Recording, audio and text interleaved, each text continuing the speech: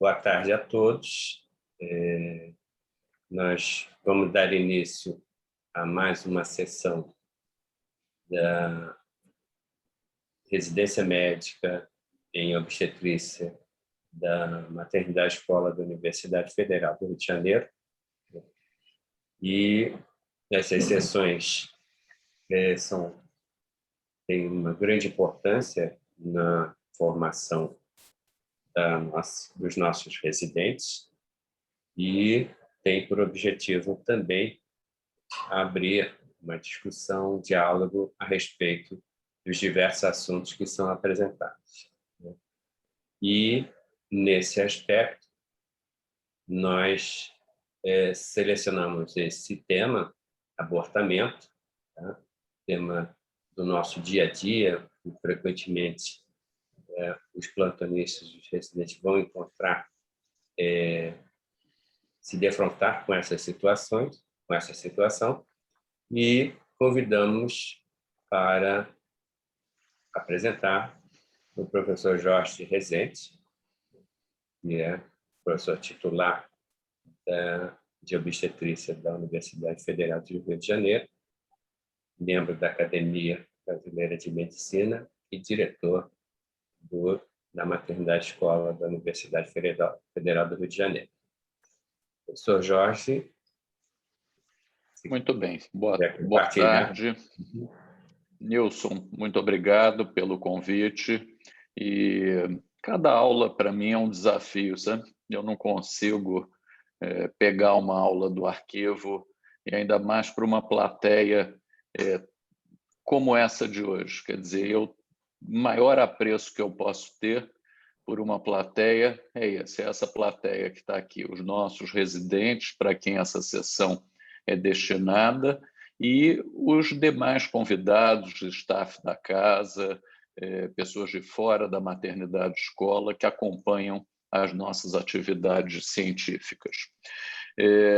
Eu me baseei para montar, para atualizar, para refrescar. Essa é uma aula que eu costumo dar para a graduação, mas dei uma boa refrescada nela ontem, amparado num capítulo da próxima edição do nosso livro grande, do nosso Rezendão. Foi a Rosiane Matar que escreveu, se não me engano, pelo convite do Braga, que está aqui participando da sessão. Obrigado, Braga. E eu acho que sempre tem novidade, sempre que a gente vai pegar uma coisa, qualquer assunto em medicina, se você for ler, der um Google, for ler, vai ter novidade. Então, espero trazer algumas achegas que tenham interesse para todos.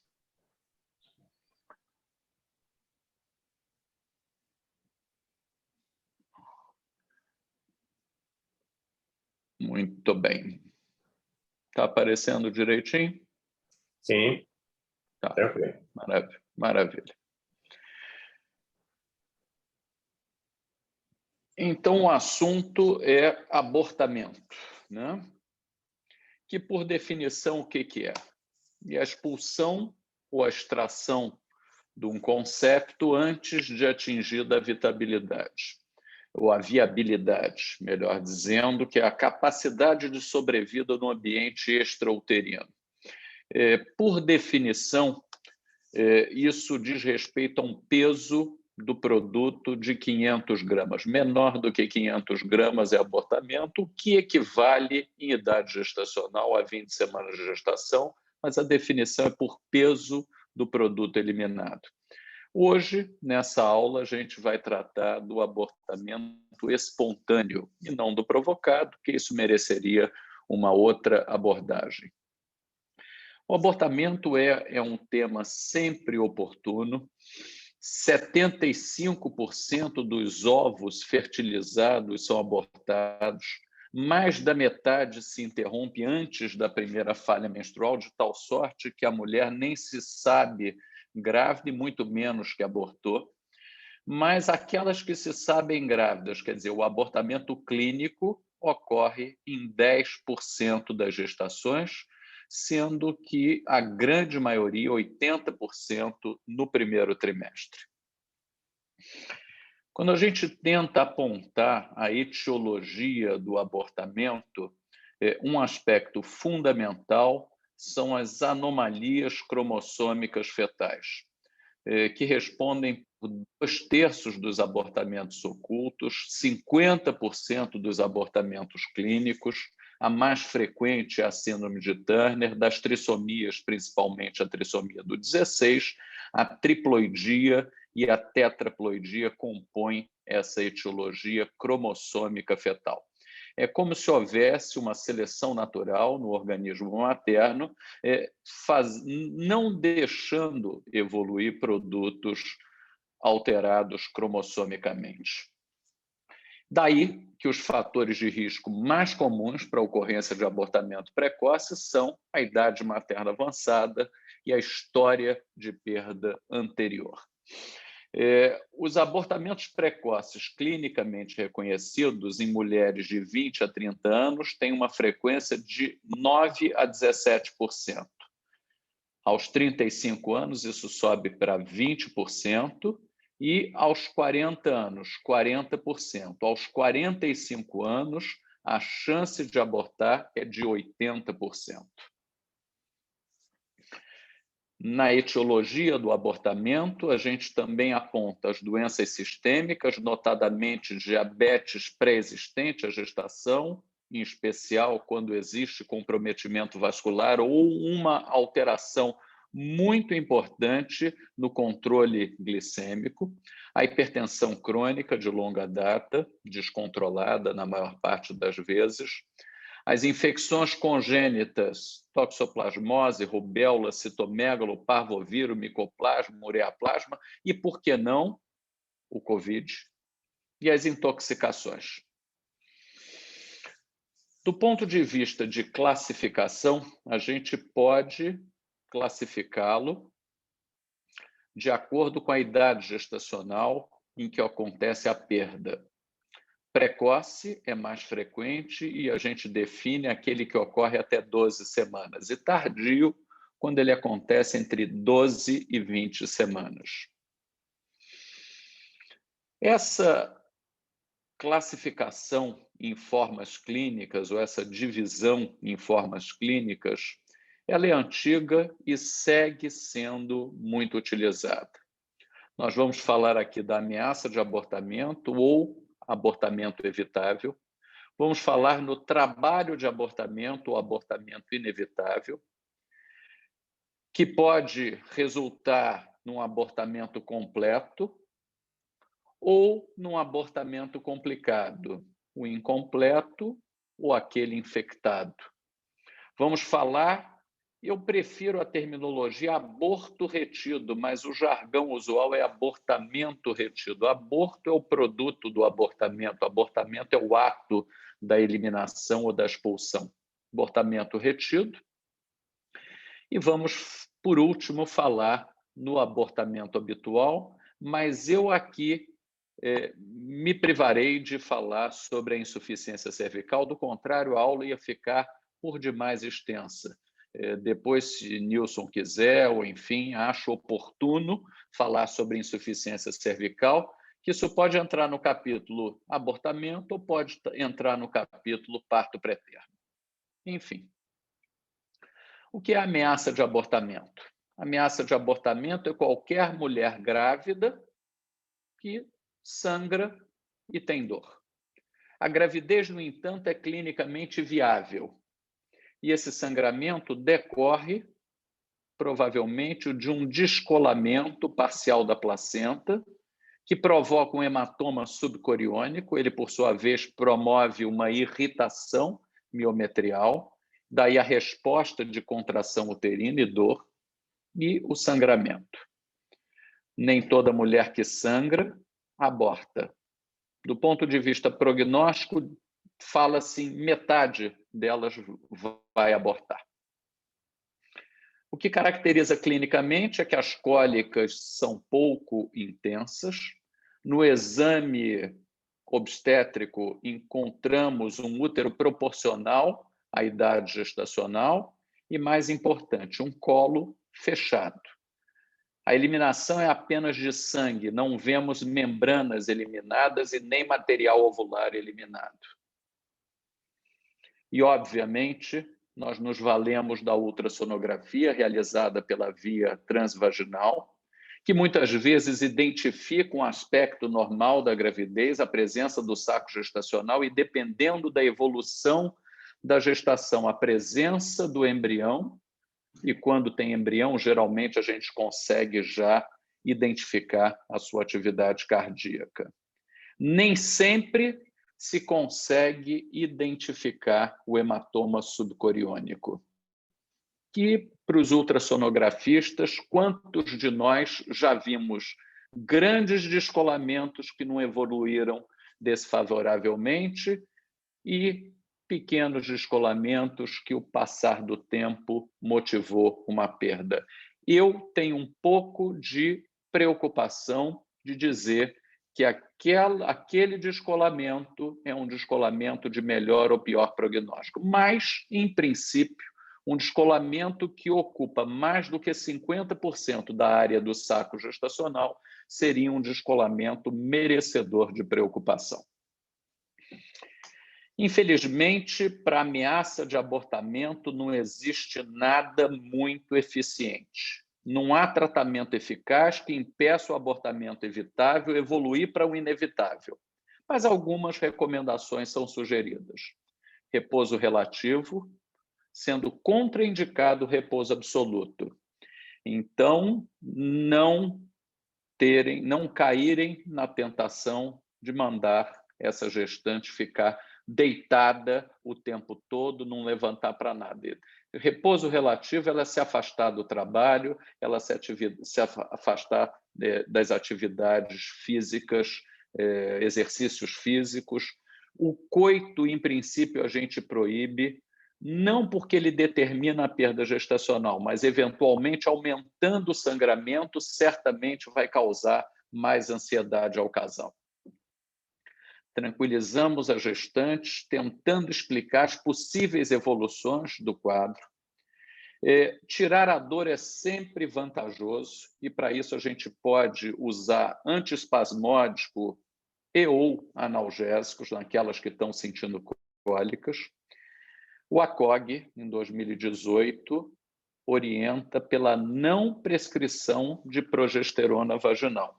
Não é o que a gente vê na prática clínica, onde, naquele raciocínio de que mal não fará, é quase unânime a prescrição de progesterona vaginal. No entanto, não há nenhuma comprovação de benefício de melhor prognóstico na gestação em mulheres que receberam progesterona. Aquele é o abortamento evitável, ou ameaça de abortamento, que pode evoluir para o abortamento inevitável, ou o quadro clínico já pode abrir como um abortamento inevitável. Geralmente, no entanto, é precedido pela ameaça. A hemorragia torna-se mais intensa, o sangue agora é um sangue vivo. As cólicas, por sua vez, são mais intensas. Já se identificam alterações no exame clínico, o colo está encurtado, dilatado e, eventualmente, se nota as membranas deiscentes. A ultrassonografia é fundamental e, muitas vezes, na ausência de todos esses sinais aqui acima listados, a ultrassonografia pode identificar uma gravidez que não progredirá. E aí, uma questão de classificação, quer dizer, se a ultrassonografia identifica um embrião sem atividade cardíaca, já num tamanho que ele deveria ter atividade cardíaca, e essa mulher está sangrando, isso é um abortamento, está sangrando, mas está sangrando pouco e o colo ainda está fechado. É um abortamento evitável? Não, é um abortamento inevitável, porque aquela gravidez não progredirá. Então, a ultrassonografia ela pode mudar essa classificação. A dosagem do HCG, negativa é pouco provável que esteja, mas muitas vezes está abaixo do esperado para a idade gestacional. Alguns parâmetros ultrassonográficos são fundamentais para que o sonografista possa atestar. Essa gravidez está com boa cara, vai para frente, não, essa não vai para frente. Comprimento cabeça-nádega de 7 milímetros obriga a identificação de atividade cardíaca fetal. Se não tem atividade cardíaca fetal, isso é um diagnóstico de inviabilidade. O diâmetro médio do saco gestacional maior do que 25 milímetros e não se conseguir ver embrião também é um mau sinal. É indicativo de um ovo anembrionado. A ausência de embrião com atividade cardíaca 2 ou mais semanas depois de um ultrassom que viu saco gestacional sem vesícula vitelina, ou 11 dias ou mais após uma imagem sonográfica de saco gestacional com vesícula vitelina. Esse é um critério importante. Eu procuro sugerir, orientar os mais jovens que nunca, a não ser que os indícios sejam realmente de muita evidência, que não se feche um diagnóstico de uma inviabilidade de gestação num único exame. Que se repita esse exame, idealmente 2 semanas depois, mas se não, que seja com pelo menos 10, 11 dias de diferença, que é para a gente dar a oportunidade de, eventualmente, aparecerem coisas que a gente não estava vendo pela precocidade da gestação.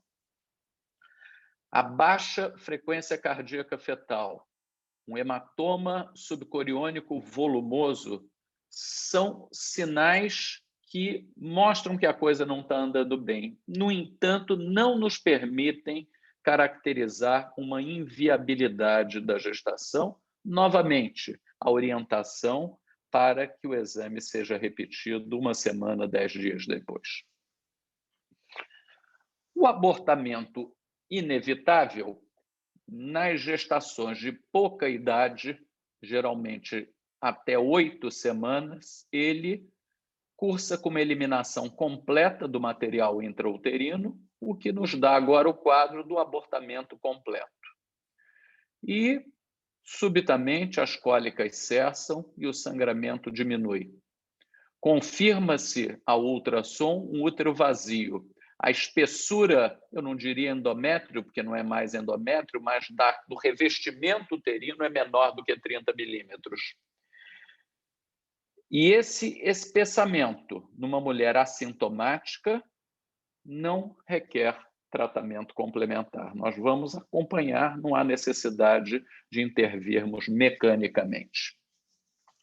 No entanto, quando a idade gestacional é habitualmente maior do que 8 semanas, a eliminação do ovo é parcial, é incompleta. Essa mulher não para de sangrar, sangra de forma intermitente, ora mais intensamente, ora menos intensamente e muitas vezes com cólicas. Ela expulsou um material carnoso que ela não identificou como um coágulo, é diferente de um coágulo, tinha textura. O útero segue amolecido, no entanto, menor do que o esperado para aquela idade gestacional. O colo está entreaberto e a ultrassonografia é prestimosa ao revelar material na cavidade uterina. E esse material na cavidade uterina, muito cuidado, porque numa paciente que tem pouca sintomatologia, que o colo está fechado, que ela já parou de sangrar, a identificação de uma icogenicidade maior na cavidade uterina não indica uma intervenção. No entanto, aquela mulher que está sangrando ainda de forma intermitente, que tem cólica e que a gente faz um ultrassom e ele revela um material amorfo na cavidade uterina, essa possivelmente merecerá alguma tentativa de esvaziamento. Nas perdas precoces, até 12 semanas, a condução pode ser expectante, medicamentosa ou cirúrgica. A expectante realmente reserva-se ao primeiro trimestre da gestação. E, geralmente, quanto mais precocemente, maior a chance de eliminação completa. Até 8 semanas, o traconduto expectante resolve 80% dos casos que eliminam completamente o material ovular. Sangrar e cólicas serão manifestações esperadas. O critério comumente utilizado para dizer que o útero está vazio é a ausência da imagem do saco gestacional e uma espessura do revestimento uterino, que podemos apelidar de endométrio, sabendo que não é exatamente o endométrio, menor do que 30 milímetros. O tratamento medicamentoso é para aquelas pacientes que querem encurtar o tempo da expulsão, mas preferem esvaziar, evitar o esvaziamento cirúrgico. Aí o misoprostol tem serventia. No nosso país, ele só pode ser ministrado em pacientes internadas. A dose inicial é de 800 microgramas pela via vaginal, podendo ser repetida se necessário. O sangramento vai ser mais intenso do que um sangramento menstrual e geralmente vem acompanhado de cólicas. Devemos orientar a paciente que, muitas vezes, esse tratamento medicamentoso terá de ser complementado pelo esvaziamento mecânico do útero. O tratamento cirúrgico está reservado de pronto para aquelas mulheres que estão sangrando de forma muito intensa, que têm uma instabilidade hemodinâmica ou que precisam do esvaziamento imediato do útero porque o quadro cursa com uma infecção. Quando houver muito material intrauterino, possivelmente o esvaziamento cirúrgico será de maior serventia. Mulheres espoliadas, com anemia grave, com desordens de coagulação e doenças cardiovasculares, possivelmente também se beneficiarão do tratamento cirúrgico. Até 12 semanas, dilatação seguida de aspiração a vácuo ou curetagem. A aspiração é superior à curetagem, menor necessidade de analgesia, menos sangramento e menor risco de perfuração. Mas nós não podemos esquecer também da AMIU, que é uma técnica muito prestimosa nessas situações. A eficácia do esvaziamento uterino no abortamento precoce é de 99%. O tratamento medicamentoso de gestações anembrionadas é inferior a 81%. Após a morte fetal, 88%. Após o abortamento precoce incompleto ou inevitável, 93%. As sinéquias são possíveis, mas não são frequentes, em especial quando o esvaziamento é feito por aspiração manual intrauterina. Hemorragia é uma complicação que pode acontecer em todos os tipos de tratamento e a infecção não costuma ser uma complicação quando o esvaziamento é feito em ambiente adequado. A profilaxia antibiótica com doxicilina ou com cefalosporina de primeira geração está recomendada, apesar de não haver grande demonstração do seu benefício. O que se aconselha, o que o ACOG aconselha após um abortamento? Abstenção sexual por 1 a 2 semanas após a expulsão completa do ovo no abortamento precoce, a fim de evitar a infecção, não tem uma comprovação de eficácia. Anticoncepção hormonal e DIU, mesmo depois de tratamento cirúrgico, podem ser utilizados imediatamente após o precoce, desde que não haja suspeita de abortamento séptico. Mulheres RH negativas não sensibilizadas deverão receber imunoglobulina RH na dose de 300 microgramas, está em miligramas, mas é microgramas, imediatamente após o tratamento cirúrgico do abortamento precoce e dentro de 72 horas do tratamento expectante homético. Não há necessidade de investigação da causa, da eventualidade de uma primeira perda, e não há necessidade de se realizar ultrassonografia no segmento pós-operatório do aborto precoce. No abortamento tardio, depois de 12 semanas, o ovo desenvolvido, a cavidade uterina volumosa, tornam perigoso o esvaziamento instrumental. Geralmente, a gente orienta pela administração de ocitocina em grandes doses, uma perfusão com uma solução de 10 unidades em 500 ml de Ringer, ou misoprostol por via vaginal, 400 microgramas a cada 4 horas. Depois de eliminado o ovo, se a expulsão não foi completa, o remanescente extraído com pinça adequada e a curetagem praticada com cureta grande, com muito cuidado para evitar a perfuração. Em alguns casos, e felizmente na maternidade escola isso é feito rotineiramente, a ultrassonografia na sala permite que nós evitemos as complicações. O abortamento infectado geralmente é precedido pela história de um abortamento incompleto, mal assistido. Daí uma das grandes bandeiras de descriminalizar o aborto diz respeito a isso. As mulheres que querem abortar, abortarão, e sabendo que isso não é legal, elas terão condições inadequadas de acesso. Os locais que fazem essas interrupções são desprovidos de condições mínimas de higiene e, frequentemente, a gente tem abortamento infectado como uma complicação. Os micro-organismos mais frequentemente envolvidos são os cocos anaeróbios, Escherichia coli, bacteroides e Clostridium. A gente pode limitar a infecção ao útero e chamá-la de endomiometrite. A infecção, no entanto, pode se estender à pelve, uma pelviperitonite, ou tornar-se generalizada, uma peritonite, eventualmente acompanhada de choque séptico. Felizmente, o mais comum é a endomiometrite, infecção limitada ao conteúdo da cavidade e, eventualmente, ao miométrio. É uma sintomatologia semelhante, no entanto, acompanhada de febre, uma febre pouco acima de 38 graus. A mulher tem um estado geral bom e as dores discretas.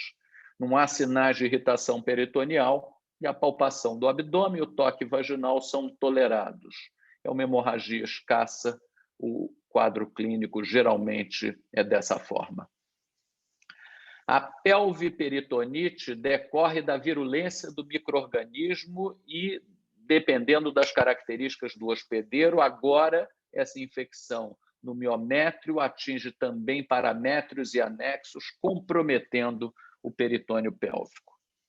A hemorragia não é sinal relevante, o sangue se mistura com conteúdo purulento de odor fecaloide, que denota a presença de anaeróbios. Muitas vezes ainda são eliminados fragmentos ovulares, a temperatura é mais alta, já com queda de estado geral, taquicardia, desidratação, paresia intestinal e anemia. As dores são permanentes e espontâneas, e uma defesa geralmente localizada no andar inferior do abdômen, não se estendendo ao andar superior. O exame provoca muita dor e ele não é tolerado. Se, no entanto, conseguirmos, perceberemos um útero amolecido, com mobilidade reduzida e paramétros empastados e um colo entreaberto. A peritonite é a forma mais grave da infecção generalizada. As condições pélvicas repetem as da pelve, do comprometimento pélvico. No entanto, aqui a gente tem sinais de sepsemia e choque séptico, geralmente decorrentes de um acometimento por gram-negativos, mas também bacteroides e Clostridium. Infecção por Clostridium é de pior prognóstico, por conta dessa exotoxina, que pode levar a uma síndrome de choque tóxico, com insuficiência generalizada dos órgãos decorrentes do vazamento capilar massivo. Felizmente, são quadros menos frequentes, nós, mesmo em condições inadequadas, geralmente é feita uma cobertura antibiótico profilática e quase não vemos mais uma peritonite com choque séptico. No entanto, é o quadro dramático que muitas vezes leva à morte fetal. Endocardite, miocardite, falência múltipla de órgãos são desfechos da peritonite.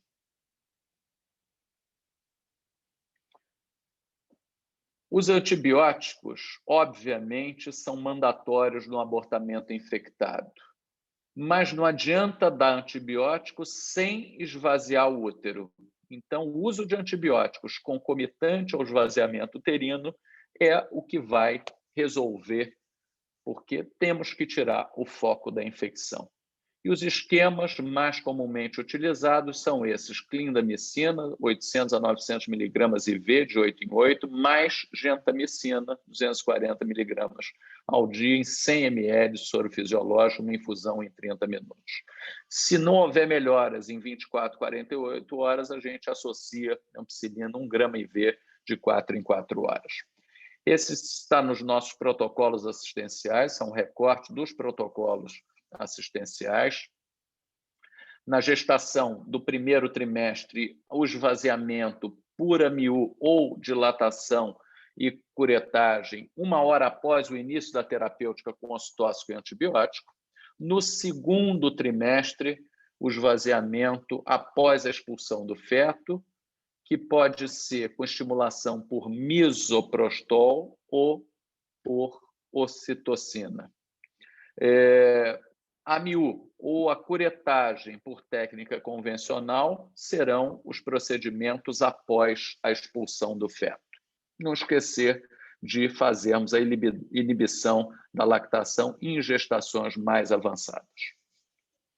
A AMIU, que é do conhecimento de todos, depois, não sei se o Antônio já disponibilizou, se já está público, mas, enfim, tem um vídeo que está excelente mostrando a técnica, sugiro que todos assistam, de AMIU, de aspiração na mola, mas, enfim, não importa, é uma técnica de esvaziamento uterino utilíssima e muito pouco traumática, e a aspiração elétrica, que nós, na maternidade escola, graças à inventividade do Jair, adaptamos no vácuo normal o aspirador, então isso facilitou, em vez de termos que ter um aparelho, um aspirador específico, isso é exequível também, ou a curetagem, que é um instrumento que tem mais risco de perfuração uterina, mas qualquer uma dessas 3 técnicas, guiada com ultrassom, a gente minimiza esses riscos.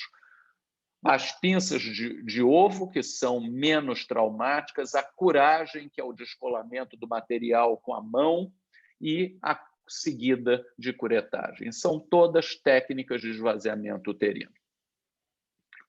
Abortamento retido, ou ovo morto retido, ou aborto retido, não importa. A mulher se sabe grávida e subitamente regridem as modificações gravídicas. Ela que tinha as mamas entumecidas, doloridas, passa a não perceber mais nenhuma diferença. Ela que estava enjoada, deixa de ficar enjoada. Isso, em muitas delas, conhecedoras dos seus corpos, faz pensar, será que está tudo bem?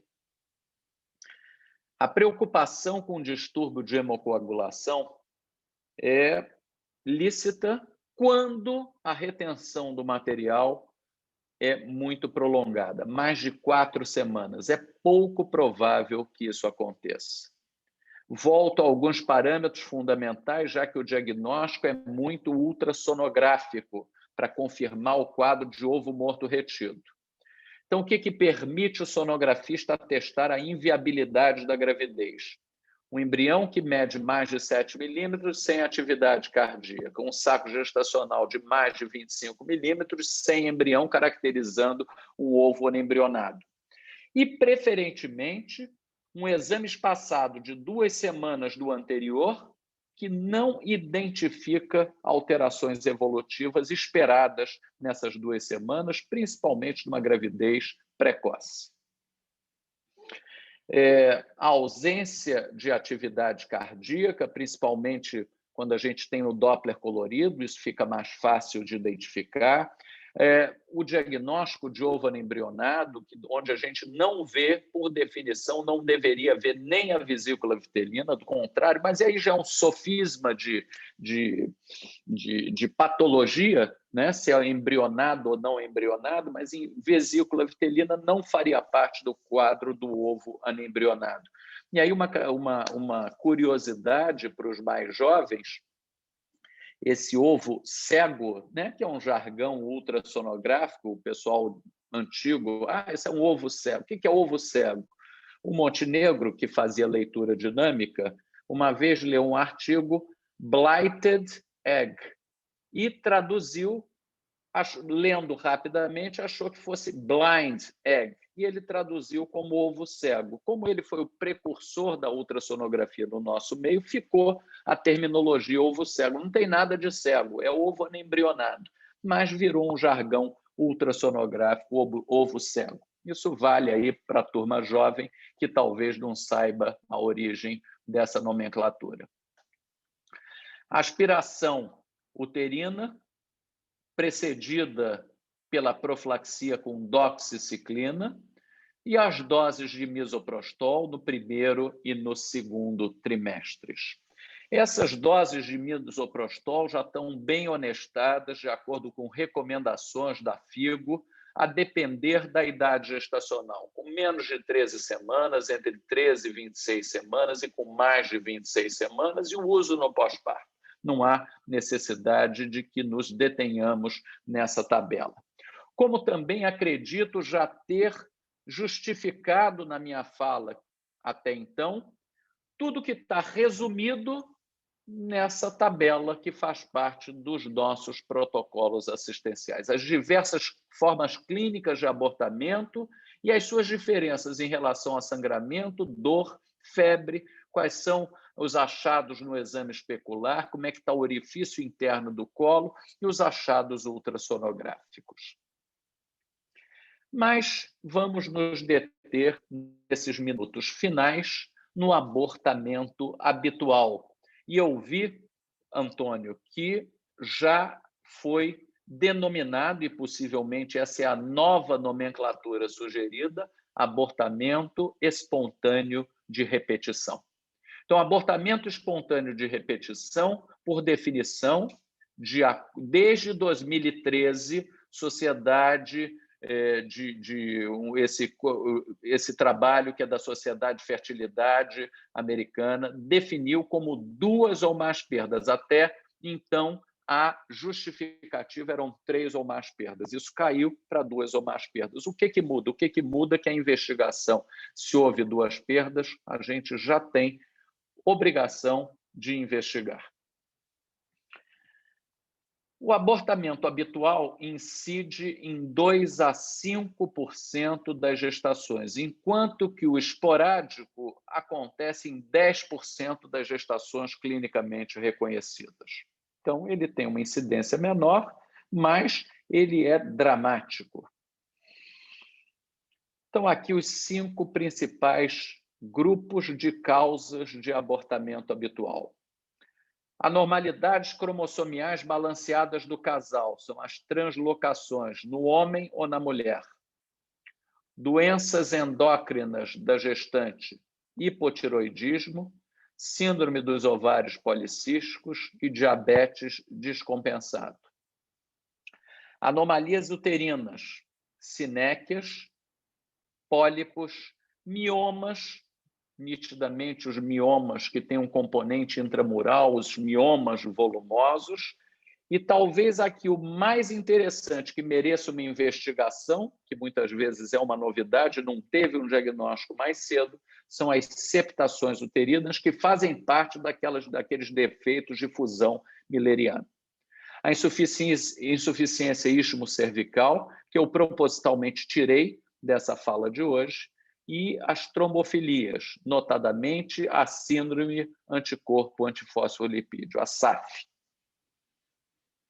Daí que a propedêutica do abortamento habitual, ela nos obriga a esses 5 tópicos. Investigação do cariótipo do casal, à procura das translocações balanceadas. Uma ultrassonografia transvaginal com vistas ao estudo do útero e dos ovários.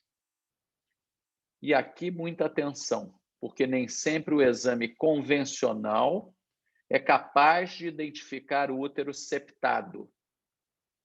O útero septado, por ultrassonografia tridimensional pela via vaginal, é muito fácil de ver. O outro exame, que é um exame mais difícil, é a ressonância magnética.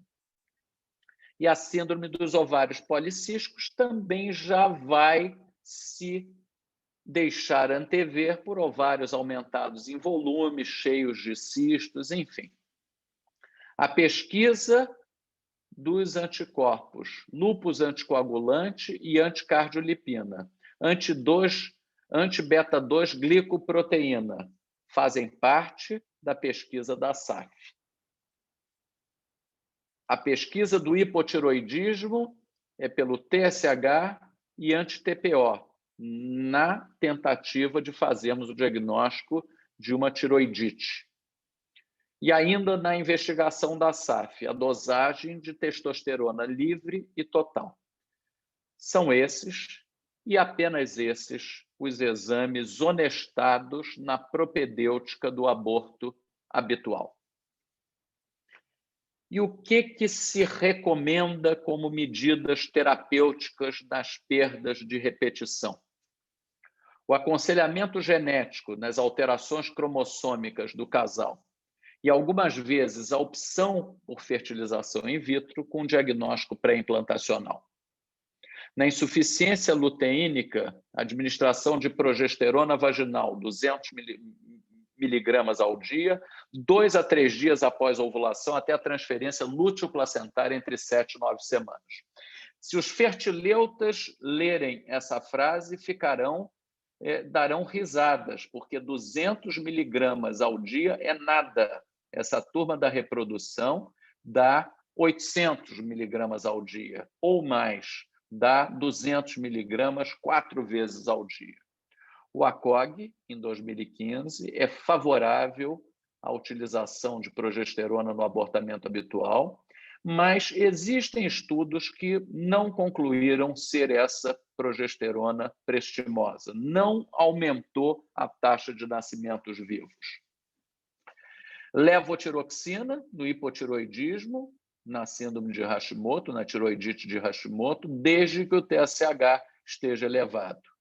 Redução de peso e metformina na síndrome dos ovários policísticos, mantida até 12 semanas da gravidez.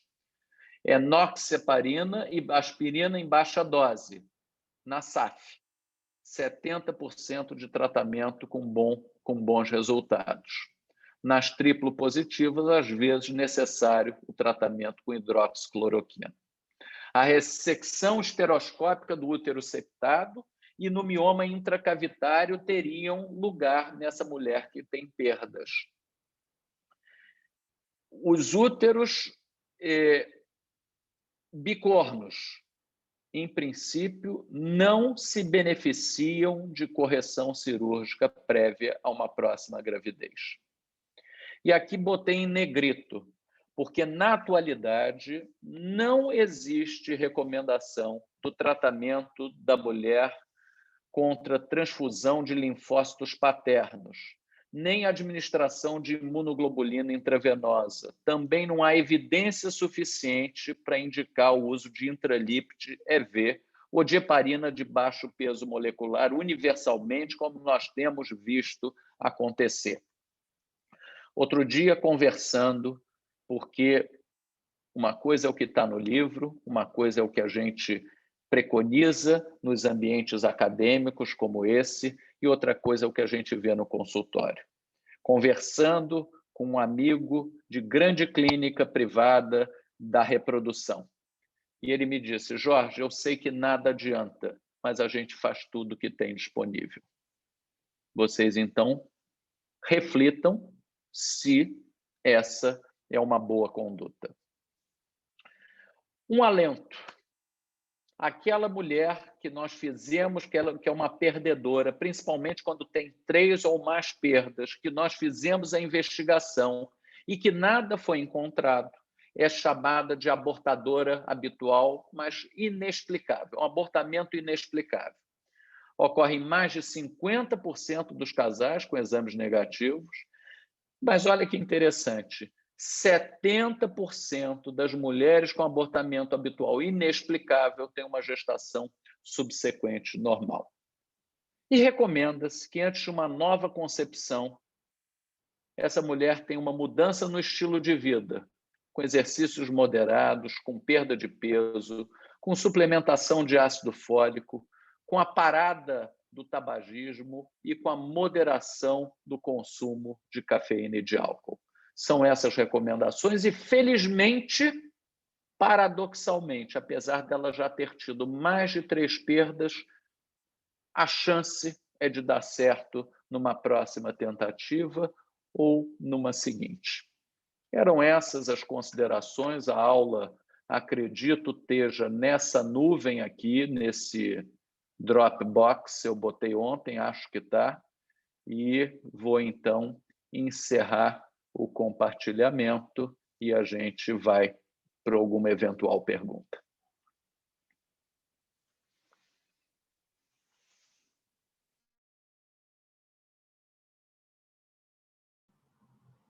Professor Nilson, o som já está para todos, tá? Ok.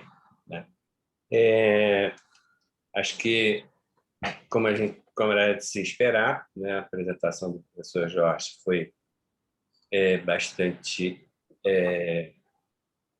bem elucidativa, né, abordando um tema bastante extenso, né, realmente coube não abordar incompetência e estímulo cervical, porque ficaria mais extensa, mas mesmo assim ele conseguiu abordar diversos aspectos sobre o tema de abortamento, né?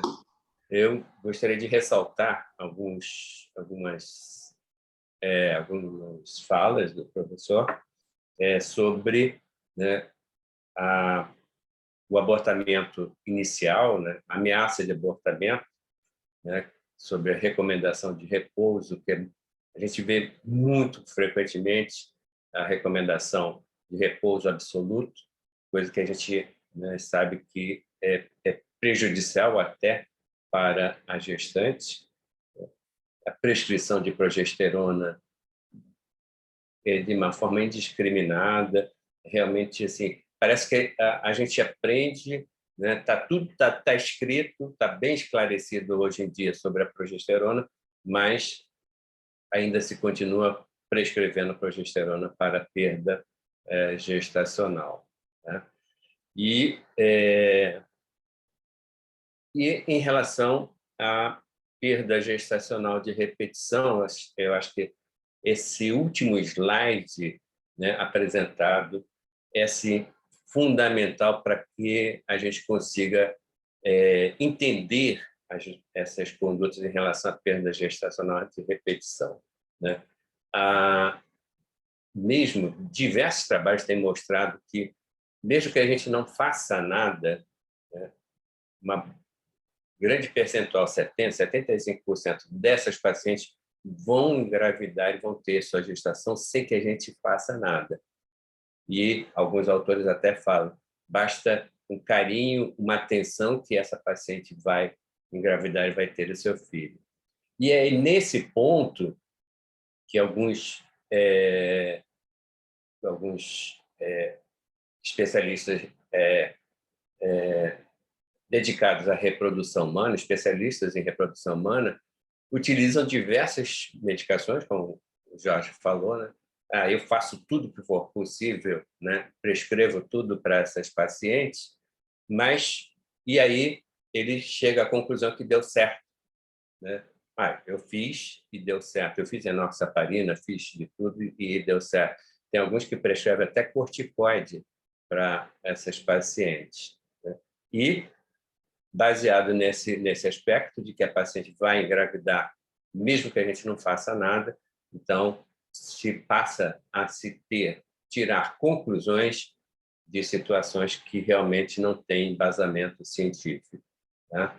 Então, acho que a gente tem que colocar as nossas condutas, mesmo fora do ambiente universitário, todas baseadas em evidência para que a gente possa ter melhores resultados e melhor entendimento, porque daqui a pouco a gente passa a concluir que uma determinada conduta é resolutiva, mesmo que não tenha base científica, né? Acho muito importante esse último slide que o professor Jorge apresentou. E agora eu gostaria de abrir... Você tem algum comentário a respeito, Jorge?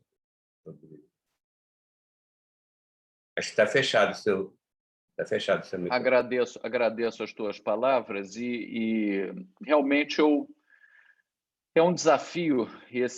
Essas perdas de repetição são um desafio, porque a mulher já está sofrida, ela nos procura como, muitas vezes, já tendo mudado de obstetra ou de serviço que acompanha, na esperança de que haja alguma mágica. E se a gente for ver, e hoje no Instagram está cheio de especialistas, a tua praia e Clexane é universal nisso. O pessoal dá, a gente tem visto, não por conta de perdas de repetição, mas, enfim, está vendo hematologistas supostamente de boa formação dando doses altas de Clexane para essas mulheres. Esse intralípide, eu nem sei o que é, eu nunca tinha ouvido falar até pouco tempo atrás, mas já virou outra coisa mandatória. Teve na moda, eu acho que agora caiu um pouco, já não está tão na moda, imunoterapia. Quer dizer, isso é tudo, nada disso tem comprovação. Só que a mulher chega, doutor, eu quero fazer tudo que tem. E aí, a minha dúvida é, nós estamos fazendo mal ou são medicamentos inócuos, ou nós podemos estar fazendo mal a essas mulheres? Porque eu, às vezes, deixo de ter aí um jogo de cintura e digo, sinceramente, olha, você está fazendo uma coisa que não tem nenhuma comprovação e pode te fazer mal. Eu me preocupo dessas mulheres, sem necessidade, fazendo Clexane, e eu nem sei que diabo é esse intralípide, qual é o mecanismo de ação disso. Mas elas fazem. Depois que estava estava sendo utilizado muito a imunoterapia com linfócitos paternos, né? Depois que o Conselho Federal, né, opinou a respeito de não utilizar essa técnica na prática clínica, somente em pesquisas científicas, caso se tenha interesse, né? Aí agora surgiu o intralípide como alternativa para se tentar estimular. Mas o que vem a ser, porque eu nem sei o que o mecanismo de ação, eu não sei te explicar qual é a base. Você sabe, Jair? Cristos, Antônio, vocês que... De óleo de soja, ácidos graxos, nada mais. Mas qual é o mecanismo de ação disso? O mecanismo de ação que eles propõem, eu não sei te explicar. Foi engraçado que essa história Jorge, eu sei que... Porque é um cara meu amigo e faz reprodução, e ele sabe que, enfim, que eu tento estudar o assunto, ele também, obviamente, estuda. Ele falou, não, eu sei que nada funciona, mas a gente faz tudo, inclusive a clínica tem quem faça o intralípide, custa tanto. Bom, e ele me disse, você assiste um vídeo, já não estou lembrado de quem já vou lembrar, é um cara de Ribeirão Preto, é um professor titular, como é o nome dele, Antônio, de Ribeirão Preto? É o Ricardo Barini. Não é o Barini, não. Barini? Não é um cara pilantra, não. É um cara sério. Da obstetrícia tem dois. Geraldo Duarte, que é o mais antigo, e o mais novo é um colega... É aquele cara, eu acho que é aquele cara que era da Seara Junqueira também, enfim, já eu lembro o nome dele. E esse cara tem um vídeo técnico derrubando item por item do tratamento, desses tratamentos miraculosos para perdas de repetição. Não sobra nada. Exatamente. Ou então sobra quando a gente identificar uma causa. Esse negócio geral não sobra nada. Em um congresso internacional, eu assisti um palestrante, ele comentando sobre a vulnerabilidade dessas pacientes, né? O casal é extremamente vulnerável, né? Então, ele chamava a atenção que nós temos que ter cuidado, né, ao lidar com esses casais, temos que ter cuidado e temos que ter muita ética, porque eles são vulneráveis, eles vão aceitar qualquer proposta que você faça para que eles tenham um filho. Eu vou tentar copiar, eu achei aqui, é do Rui Ferriani, Aborto de Repetição. É um programa de educação continuada e, se não me engano, ele é lá de Ribeirão Preto. Rui Ferriani, é professor titular, mas é muito interessante. Eu vou tentar botar aqui no chat o link para os residentes acessarem e assistirem. Deve demorar qualquer 5, 10 minutos, é tranquilo e vale muito a pena. Titular da gineco, professor. Da ginecologia, né? Porque o aborto de repetição ele entra nas duas, ele fica aí um território, né? Como a ectópica também ficava um pouco nesse território de ninguém, né? Ou é da gineco ou da obstetrícia, é de todos nós que habitualmente fazemos as duas especialidades. Enfim. Ok. Bom, eu queria colocar então para a sala quem quiser fazer algum comentário, né, sobre o tema apresentado. Esteja. Posso falar, professor? Professor? Pode, Cristo. Uhum. Professor, obrigado pela excelente aula. Acho que vou ficar repetitivo aqui elogiando a qualidade da aula e o conteúdo, mas, enfim, era exatamente o que a gente esperava. Professor, uma coisa eu acho importante só frisar, o senhor chamou muito bem a atenção durante a aula, e como tem os meus R4 também assistindo aqui, chamar mais uma vez a atenção com relação ao ultrassom de primeiro trimestre, para definir abortamento. Esse é o calcanhar de Aquiles de todo ultrassonografista. A gente sempre quebra a cara com esse ultrassom de primeiro trimestre. Então, muitas vezes, a gente olha exatamente aqueles sinais que o senhor mostrou, de, enfim, um embrião maior, às vezes até maior do que 7 milímetros, um saco gestacional grande, a gente não vê embrião, não vê batimento, a gente fala que essa gestação, enfim, não está indo para frente, passam 10 dias, uma semana, a gente olha, está lá o embriãozinho batendo, então... Exatamente. Todo ultrassonografista com um pouquinho de experiência já teve alguma situação parecida com essa, então tem que tomar muito cuidado, e como o senhor falou muito bem, eu acho, na dúvida, é o primeiro ultrassom que faz, não tem nenhum anterior para comparar. Repete o exame, daí a 2 semanas. Está com muita pressa, repete semana que vem, não é? Mas exatamente. Não firmar um diagnóstico num primeiro exame, principalmente em gestações muito iniciais. Perfeito, professor, perfeito. Eu não conhecia a história do ovo cego, professor. Eu achei bastante curioso. O ovo cego é isso. O Montenegro, que era um cara, fazia uma leitura dinâmica, e blind. Aí ele botou ovo cego e ficou esse jargão. Todo mundo só se refere ao ovo cego. Achei muito curioso isso. E o pessoal tá... Eu botei o link aí no... O senhor e o professor Nilson falaram com relação a... legal. Botei o link. E reforçar link... só essa história, que, enfim, a gente está... Está aqui, professor, está aqui o link, já vi. E só para finalizar, enfim, a gente está vivendo uma época de pandemia em que a gente escuta todo tipo de tratamento, sempre chega alguém com algum milagre que vai resolver a pandemia, seja a medicação, seja um determinado tipo de tratamento. Então, realmente, nós como médicos, ainda mais no hospital universitário, na universidade, a gente tem que ser muito criterioso para usar e principalmente divulgar esses métodos. Então, isso vale para abortamento, vale para uma pandemia, vale para qualquer situação dentro da nossa profissão. Mais uma vez, professor, obrigado e parabéns pela brilhante Eu que te agradeço, Cristo. Você é suspeito que você é meu querido amigo e já há tanto tempo trabalhamos juntos, não é? Cristo, eu lembro, em 2002, não é? Eu coletando os dados aí para a docência, o Cristos, 2002, você era o quê, Cristos? R2. R2, e me ajudando lá nas cordocenteses, não é? Para as transfusões. É verdade, você. É verdade. É isso aí. O Jair não era nem nascido. Obrigado, Tem Cris. 2 perguntas aqui. Lauro, obrigado, Lauro. A aula está eu depois tenho um último slide aí, que é um link universal para um banco de aulas que eu deixo virtualmente para vocês baixarem depois. Ana Laura, nunca li nada assim sobre isso. Isso acaba ficando um pouco no bom senso, né? Tem algum tempo para orientar uma nova tentativa? Não sei te dizer, Nilson, o que você acha? Tem um tempo mínimo para poder tentar novamente? A literatura não expressa nada bem definido sobre isso, né?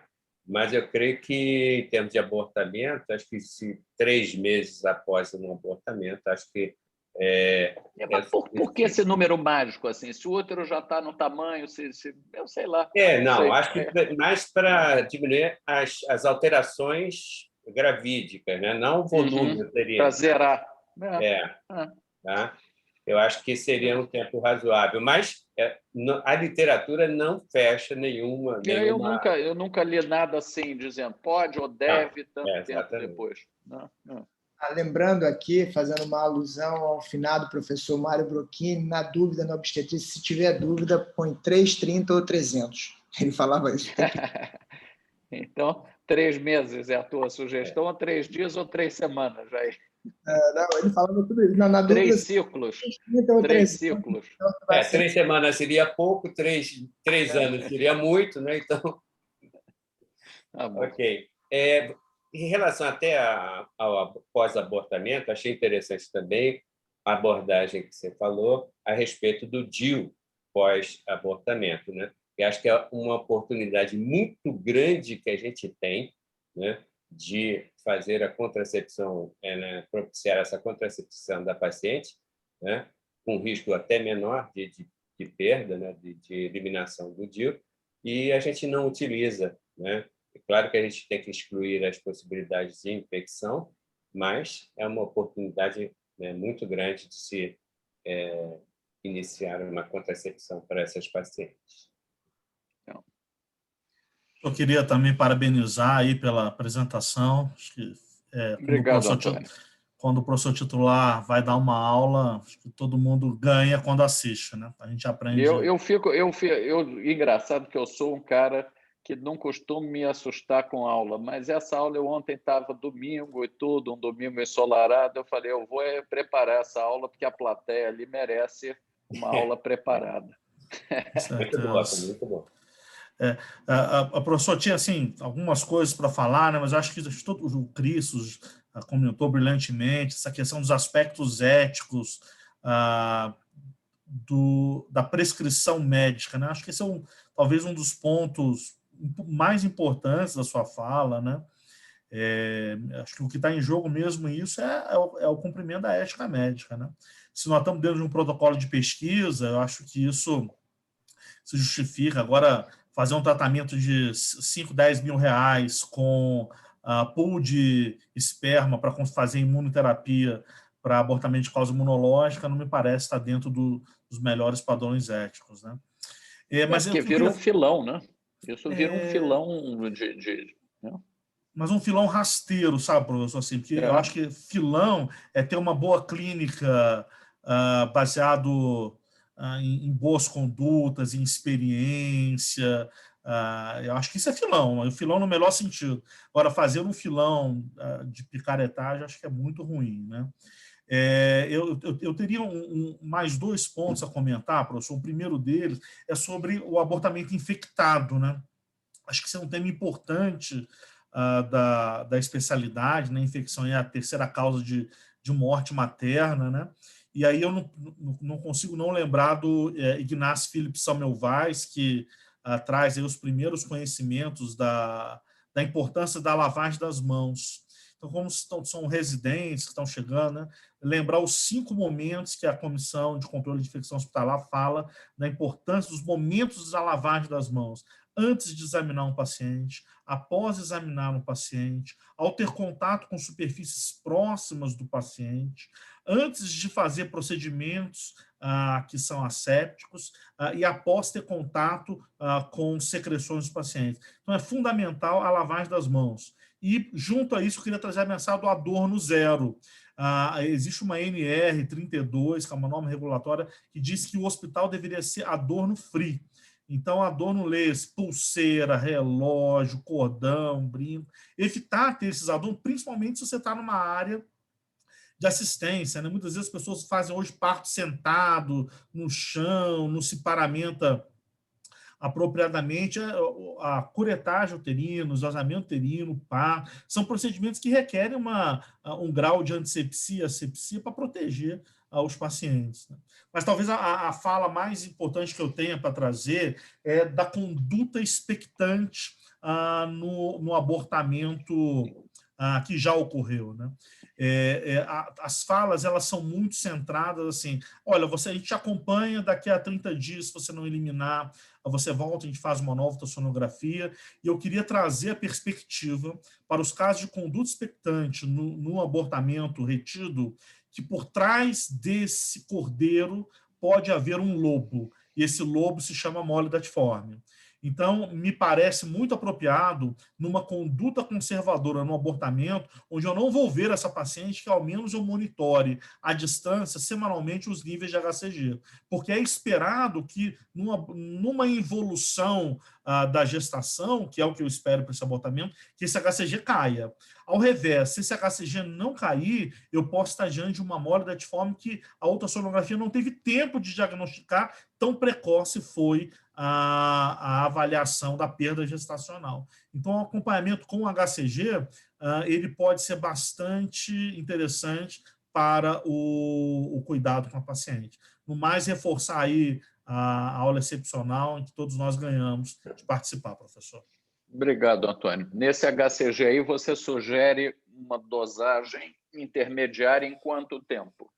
Professor, se ela vai fazer a proposta de 4 semanas, eu acho ótimo. Mais que isso, há uma chance de metaplasia óssea, e qualquer paciente que tiver um produto ovular com mais de 4 semanas merece um esvaziamento uterino cirúrgico ou medicamentoso internado.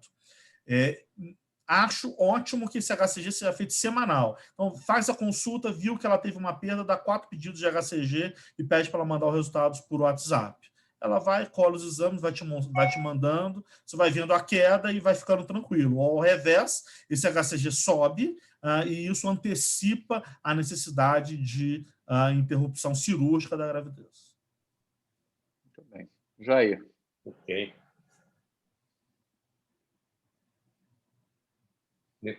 Seu microfone está fechado. Aí. Obrigado, professor Jorge, querido amigo. Parabéns pela brilhante apresentação. E eu acho que esse ambiente aqui dos residentes, ele é muito importante para que algumas coisas que você disse, Jorge, possam ser assim um pouco mais esmiuçadas, se você me permite, para a nossa prática diária, não de respeito às condutas, mas sim que os residentes podem fazer lá na prática, não só nos hospitais públicos, como nos hospitais privados, não devendo haver diferença nessa assistência. O que o Braga muito bem falou, bem-vindo aí, meu querido amigo Braga, em relação a esse acompanhamento clínico, eu já vou direto nessa parte do acompanhamento clínico do aborto, e a gente pode ter também, além disso, desse beta aumentando, que a gente já estudou junto, Braga, aquelas retenções tardias de produtos da concepção, que eventualmente existe uma neovascularização e a gente fica com uma dúvida no final das contas, não é mola, mas a paciente cronifica sem infecção e algumas vezes é uma lida difícil para esses casos. A gente fica achando que é vaso, fica com diagnóstico diferencial de mola e o beta está bem baixinho. Isso é uma coisa. Agora, eu entro especificamente nessa conduta do abortamento, que a paciente chega para a gente na admissão de qualquer lugar e existe isso eu vou falar agora na minha concepção, tá, pessoal? existe um diagnóstico de abortamento em curso, ou abortamento retido, ou abortamento, alguma coisa que o colega ache que a melhor conduta é que essa paciente acompanhe clinicamente. Eu, particularmente, penso que essa conduta ela deve ser dividida e essa decisão tomada juntamente com a paciente.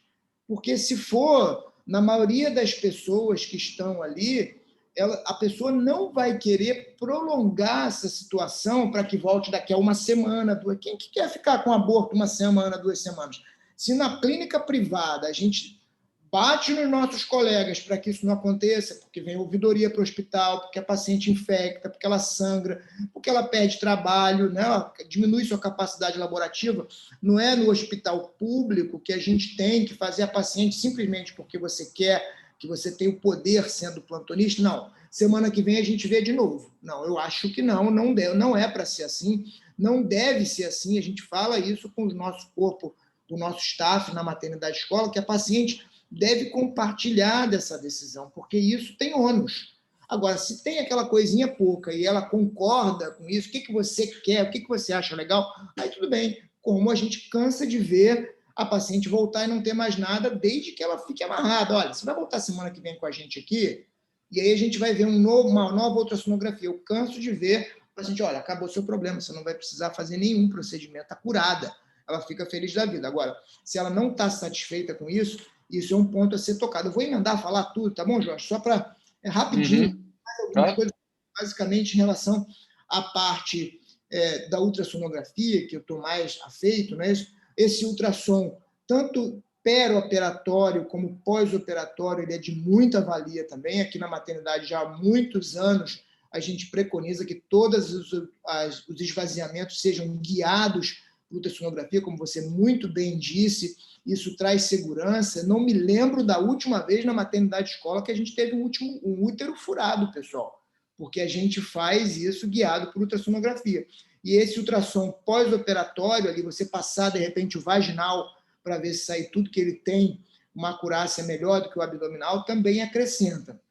Uma outra coisa que, só para ressaltar, que o Jorge também falou muito bem, a gente não tem que pedir ultrassom pós-cureta no dia seguinte, porque você vai retardar a alta dessa paciente, a sensibilidade do exame é muito ruim, confunde com coágulo, ela vai para o ultrassom, aí ela vai recuretar sem precisar. O paciente curetor não tem nada dito diferente no prontuário, que foi uma cureta difícil, é rua, vai para casa e faz uma revisão após a próxima menstruação, se for o caso. E você falou também mencionou meu nome em relação ao esvaziamento. Quando o Braga chegou na casa, a gente adaptou uma técnica, né, que a gente faz as vacoaspirações. Na verdade, todas as aspirações na casa hoje são feitas com aspirador de cesárea, que a gente adapta na cânula descartável de AMU. O processo é todo descartável, não somente para a mola, mas para qualquer esvaziamento uterino. E, finalmente, professor, 2 coisas. Uma, desse tema todo que você levantou em relação a essas controvérsias medicamentosas, eu me lembro de quando era interno aqui há pouquíssimos anos atrás, era um medicamento que qualquer paciente que chegasse na admissão com abortamento ou ameaça de parto prematuro, ela saía com uma receitinha de Dactil-OB. E isso está até hoje. Você é antigo, hein, Jair? Está extrapolando o nome do medicamento, mas se você for na farmácia hoje comprar, ainda tem lá Dactil-OB. Acho que esse não está nem no mercado mais, hein? Eu acho que está, porque eu vi aqui na Droga Raia agora, tem até o preço. Entendeu? Para finalizar, para todos os colegas que estão querendo ver essa aula maravilhosa novamente, ela não está ao vivo, mas ela vai ser disponibilizada no YouTube. Professor, muito obrigado, parabéns. Eu que agradeço vocês e parabéns aí. Essa sessão está muito bacana e não está precisando nem da outra de terça-feira, basta essa de segunda, por enquanto. Ok. Então, gostaria... Alguém mais quer fazer alguma pergunta? Os residentes? Nenhuma pergunta? Realmente, Jorge, acho que as sessões estão assim, com um nível bastante bom, né? Bastante elevado, tem trazido bastante informações para os residentes. Está sendo um ambiente com bastante um ambiente bastante proveitoso e eu acho que a gente vai tentar continuar com esse nível até o final desse ano. Tá? Então, gostaria de agradecer. Você quer falar mais, finalizar alguma coisa, Jorge? Não, só agradecer e realmente eu acho que o que caracteriza a nossa maternidade escola, além do quilate dessa constelação que compõe o nosso quadro clínico, é preservar essa questão de aulas. Eu acho que é fundamental, isso dá diferença do nosso hospital, porque dá trabalho manter uma sessão, convidar e convocar, dá trabalho, mas é fundamental, gente. Não vamos deixar isso morrer, não. Parabéns, e em breve a gente vai estar aí. Em breve, não sei, mas qualquer dia a gente está lá no nosso auditório às quintas-feiras também. Jair, eu acho que ia falar. Jair. Professor Nilson, só reparando aqui, a aula estava mais cheia, a nossa frequência está esmorecendo aí. Eu acho que tem que conversar com os nossos residentes aí para que eles sejam um pouco mais assíduos, não é? Uhum. Acho que tem que conversar. O Ivo está na sala, não? Eu vi que estava a Fernanda. Uhum. Conversar com o Ivo sobre a assiduidade. Tá? Ok. Então, gostaria de agradecer a todos os presentes. Né? Agradeço. Quem assistiu, né, teve uma excelente aula, uma excelente exposição e uma boa discussão que tivemos sobre o assunto. Tá? Certamente. Então, agradecer, desejar uma boa noite para todos e convidá-los para a semana que vem estarmos juntos de novo. Tá? Obrigado, gente. Tchau, tchau.